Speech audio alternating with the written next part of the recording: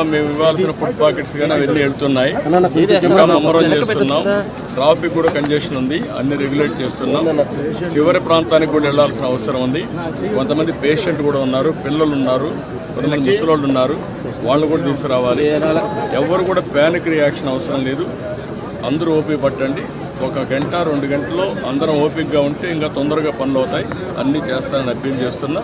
ఇక్కడే ఉంటా, control రూమ్ని activate చేస్తున్నా. ఎంతవరకు చేయగలుగుతామో అన్నీ చేసి అందరిని ఆదుకుంటాం.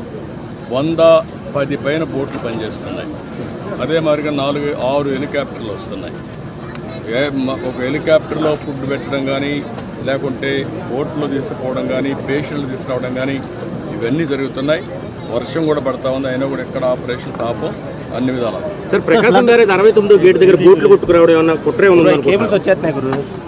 ఇవన్నీ ఇప్పుడు నేను అవన్నీ మాట్లాడను. ప్రతి ఒక్కదానికి మనం అవన్నీ మాట్లాడడం కరెక్ట్ కాదు. ప్రస్తుతం నా డ్యూటీ ఎట్టి పరిస్థితుల్లో కష్టాల్లో ఉండే ప్రజలను ఆదుకోవడం, వాళ్ళ ప్రాణాలు కాపాడుకోవడం, తక్షణ వాళ్ళకి కొంత సహాయం చేయడం అవసరం.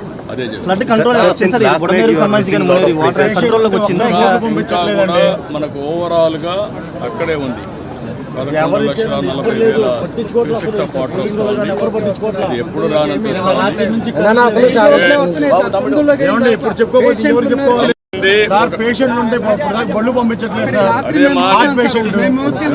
మా మాట ఏంటండి, 1 గంట టైం ఇవ్వండి, చేస్తాను.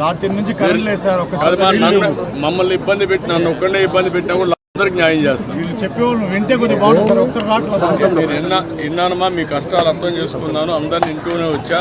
ఇప్పుడు మళ్ళా పోయి నేను అన్ని స్ట్రీమ్ లైన్ చేస్తాను. మళ్ళా వస్తాను, నేను చూసుకొని చేస్తాను. నాకు వదిలిపెట్టి నేను చేస్తాను.